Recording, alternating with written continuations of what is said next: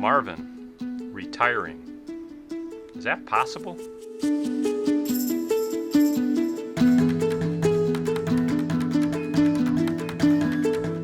I would describe Marvin Parnes as a big, life-loving, smart, compassionate guy. Someone who uses being a mensch to get things done in the world and who uses getting things done in the world to be a mensch. So I'm a Star Trek person, and if you ever knew the character Q, who was all-knowing, all-seeing, that's Marvin to me, all-knowing, all-seeing. My first word in talking about Marvin would be Marvin is fun. Marvin is wise, he is perceptive, he's empathic. I would run out of adjectives. Well, I always considered Marvin to be a Renaissance man. There didn't seem to be anything that he didn't know or hadn't done at some point in his life. In many ways, Marvin is the University of Michigan person. He's a big guy who cares, is deeply compassionate, and has a variety of interests. He's a guy who makes things happen at the university. Whenever I got in trouble, he's the guy I called first, the most networked guy in the entire university.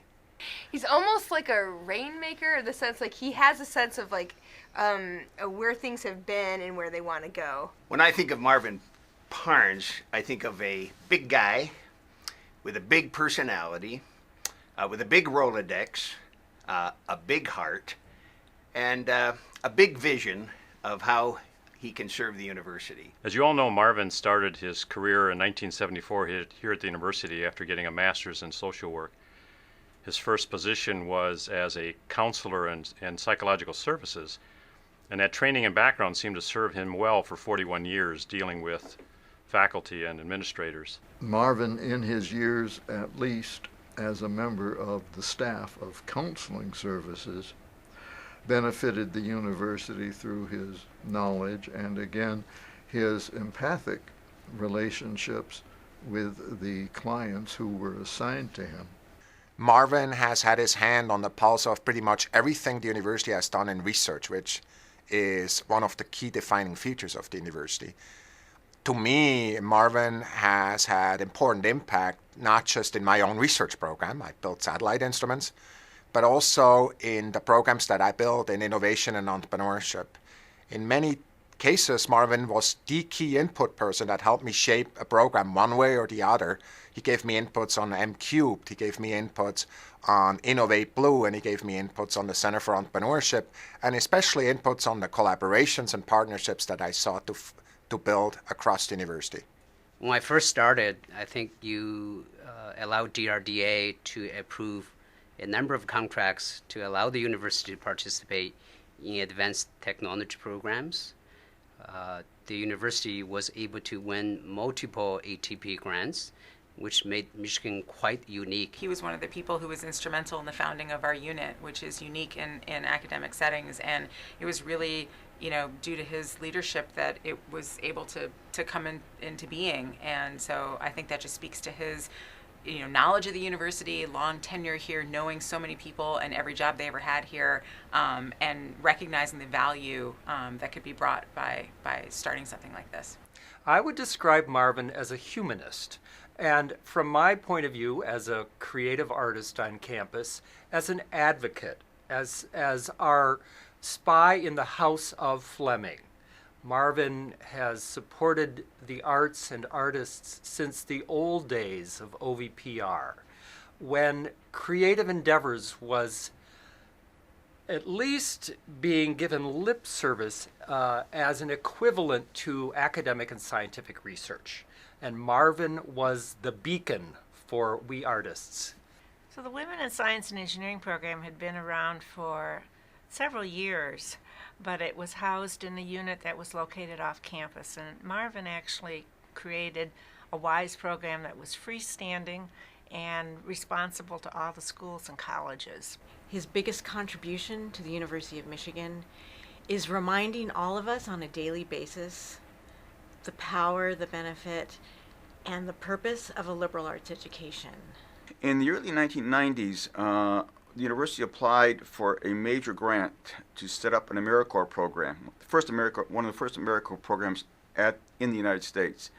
And we had some success.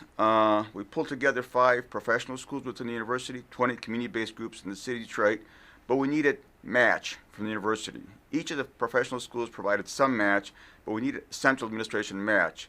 Barry Checkaway and I, who were running the program at that point, tried to reach the provost. The provost was not in town, was not available. This was before cell phones, so we couldn't get a hold of him, and we had a deadline. We had to get over $100,000 match from Central. So we turned to Marvin and called him. He said, bring it over here. We brought it over there, and in 5 minutes, Marvin signed off on all of it. And I think that shows something about both his ability to make decisions, doing the right thing, and it was successful. The program got funded. We ran it for 15 years. It was a major success for the university engagement in the city of Detroit. I first met Marvin when I was at the then called Technology Management Office in the late 90s. It was fascinating to meet someone who didn't seem to have a last name. Marvin and I became good friends, and he was a valuable mentor to me and so many others. It was fun working with Marvin, expanding the university's role in economic development. And Marvin's contributions to enhancing our regional ecosystem were significant.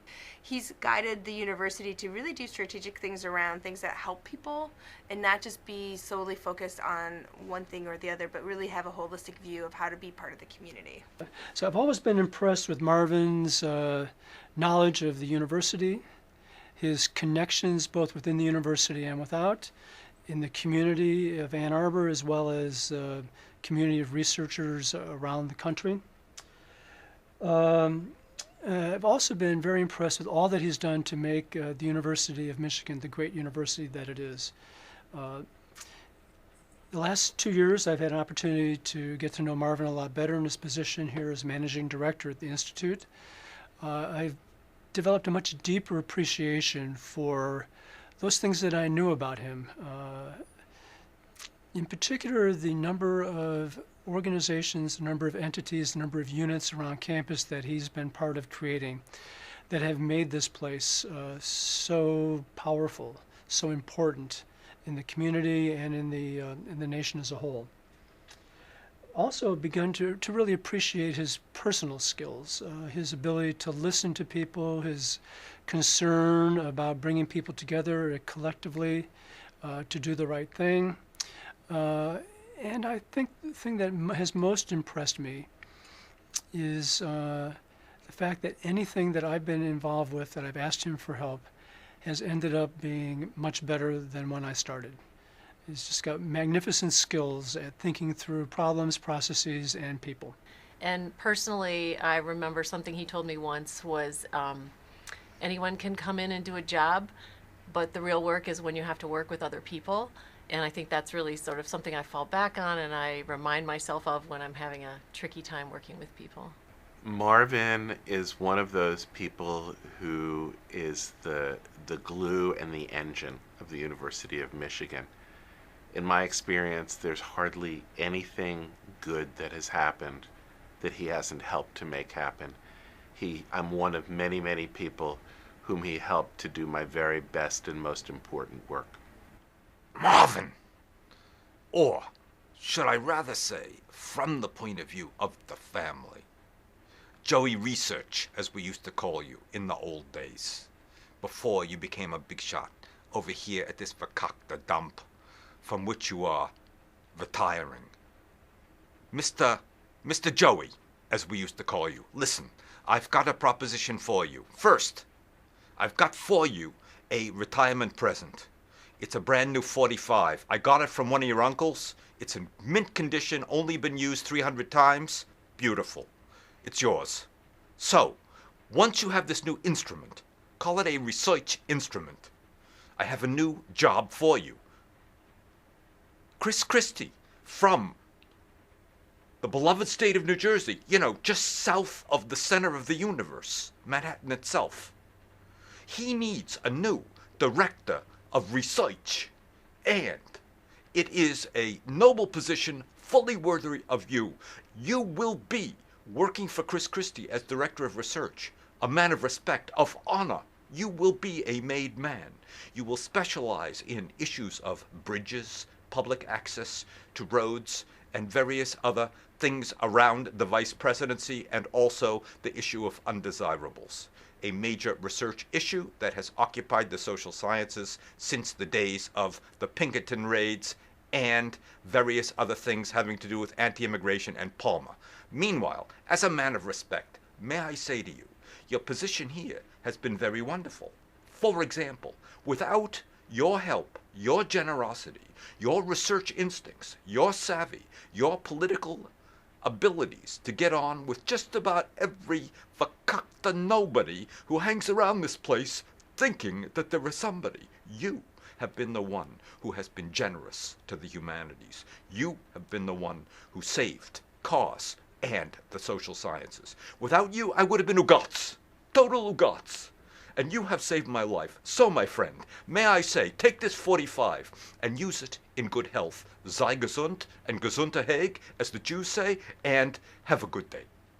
Hey, Marvin, just was really excited to be working with you. Thanks for everything you gave me, both your network, your friendships, that the people you introduced to me, and also your deep insights about the university and life as a whole. I hope with your retirement, you'll have time to actually invite me over and cook dinner for me. Everybody says that's the best experience in town. Yeah, so Marvin, you're one person I would never worry about in retirement, because I don't think that's really in your vocabulary. I think you're going to be cooking, traveling, hopefully having a grandchild soon, and just enjoying life just like you always have. And I wish you the best. And I can't echo that more. When I think of you in retirement, Marvin, I think of you somehow someplace warm by some water in a really cool place, hopefully with a grandchild running around your feet. And I do want to thank you personally for all the support you've given me through the years, especially around me having a kid. Like, you were really important in that step, so thank you. And I would just echo that too, that such huge congratulations, Marvin, to you in this next adventure. And I also would wish grandchildren upon you. And, I'm sorry for your daughter if she's maybe watching twins, this. maybe, I'm just, because the BEC, we have a thing with girl twins in our organization, so that might be in your future. But also just that there's going to be such great food and wine and conversation, and I hope I can continue to be a part of it. Good luck. Marvin, I just want to say that it's been a pleasure working for you the past 3 years. I put you in there, one of the top 3 bosses of all time that I've worked for. I'm going to miss talking to you about cooking and food and just life in general. I really appreciated your wisdom, and you were a great mentor, and I wish you well. Marvin, I can only tell you how happy I am for you about this new journey that you're going to be taking. Life is really going to open up for you, and you're going to have a lot of fun.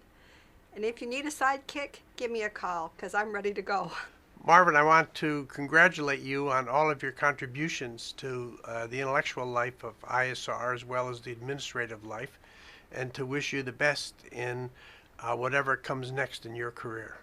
Marvin, you have coached me in the nuances of advisory committees and faculty work and the academic work in ways that has so enriched my approach to the university.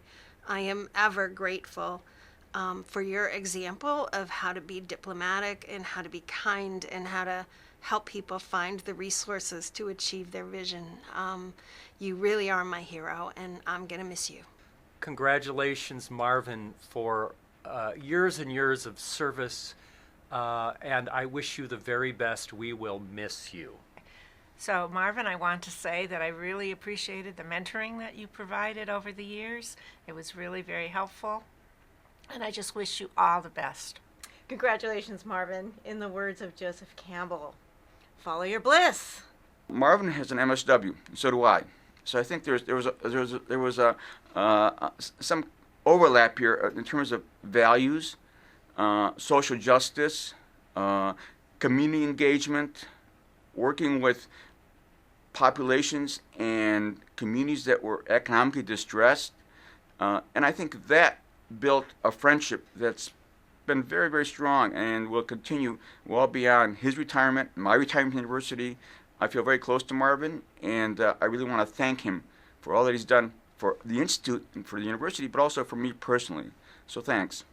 Hi, Marvin. I just wanted to say thank you so much for always seeing the best in me.